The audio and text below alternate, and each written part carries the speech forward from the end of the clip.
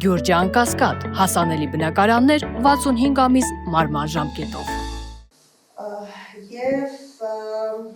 վերջին հարցը, այո,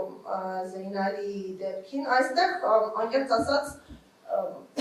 առնվազն հակասական և անտրամաբանական գործելակերպ եմ տեսնում,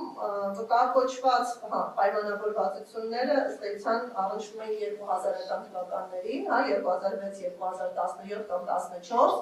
2007-ին Եթե նման իրական պարտավորվածություններ կային, որոնք պաշտպանվում են կողմերին, այդ թվում հայկական կողմին,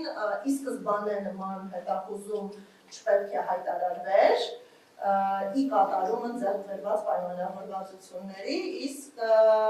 եթե դրանք կատարվել են, ուրեմն ավելի բարձր արժեքի խնդիր է եղել, և Հայաստանը պետք է կարողանար հետևողական մոտեցում ցուցաբերել իր գործողության առնչությամբ։ Մենք սա ավելի գնահատում ենք հենց ներկա քաղաքական պրոցեսների կոնտեքստում, երբ Հայաստանը հրաժարվում է միջպետական գործերից, հրաժարվում է, ցանկանում է հրաժարվել ապագայում նոր հայցեր ներկայացնելուց, հրաժարվում է միջազգայինորեն բարձրաձայնել ադրբեջանցի հանցագործների նկատմամբ պատժամիջոցների կիրառման հարցը, հրաժարվում է անգամ բարձրաձայնել անհատական քրեական պատասխանատվության հարցը։ Այսինքն մենք այստեղ ունենք հրաժարումներ, թե զոհերին պաշտպանելուց, թե իրավունքներից, որի նպատակը